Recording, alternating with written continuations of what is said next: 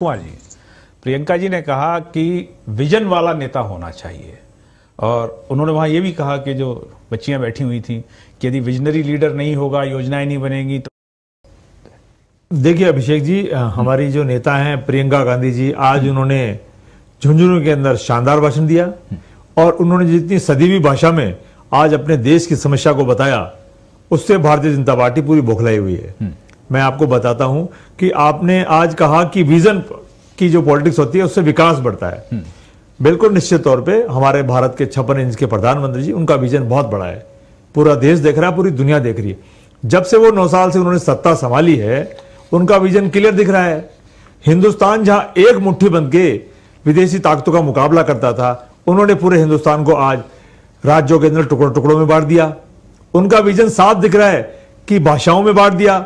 उनका साफ दिख रहा है कि उन्होंने हमारे प्रदेश को गरीब और अमीर की जो खाई है उसको बढ़ा कर दिया। उनका विजन साफ दिख रहा है कि उद्योगपतियों में छोटे उद्योगपतियों को खत्म कर दो, बड़े उद्योगपतियों में आप सत्ता दे दो सारी की सारी। उनका विजन साफ दिख रहा है कि ऊपर वालों में भी 2-3 लोगों को ही दे दो सारी सत्ता, ताकि और ज्यादा लफड़ा कपड़ा नहीं रहे। तो उनका विजन ये दिख रहा है, पूरे देश को संभालना चाहिए। उनका विजन साफ दिख रहा है कि वो सिर्फ उन राज्यों को संभालते हैं जहां चुनाव होते हैं। उनका विजन साफ दिख रहा है कि मुख्यमंत्री को सत्ता प्राप्त करने के लिए उप मुख्यमंत्री बना दो। उनका विजन साफ दिख रहा है कि हमारी सरकार चाहे मेजोरिटी में आए या नहीं आए, सामने वाले की मेजोरिटी हो या हमारी मेजोरिटी में हो, हमारा मुख्यमंत्री बनना चाहिए, हमारी सरकार आनी चाहिए। लेकिन उनका विजन तो पूरे हिंदुस्तान में आऊंगा। पूजा जी मैं आऊंगा, पूजा जी मैं आऊंगा आपके पास, पूजा जी मैं आऊंगा आपके पास। राजकुमार क्या दिया? नहीं मैं आऊंगा आपके पास। पूजा जी मैं आऊंगा, बहुत समय मेरे पास। राजकुमार जी, सवाल यह है कि अभी चुनाव तो राजस्थान का है 2023। वोट जनता जो डालेगी वो इस सरकार ने क्या किया क्या नहीं किया इस बात पे।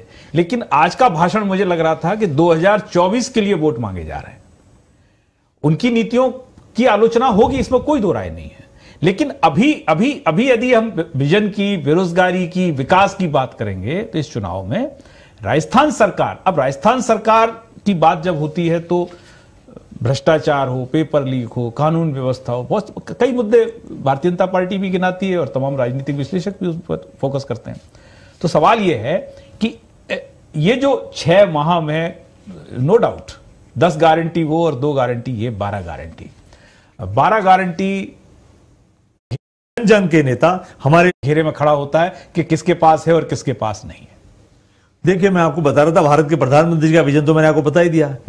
अब मैं राजस्थान के लोकप्रिय मुख्यमंत्री, जन जन के नेता, हमारे महबूब नेता, हर दिल अजीज गरीबों के नेता अशोक गहलोत जी का विजन बताता हूं।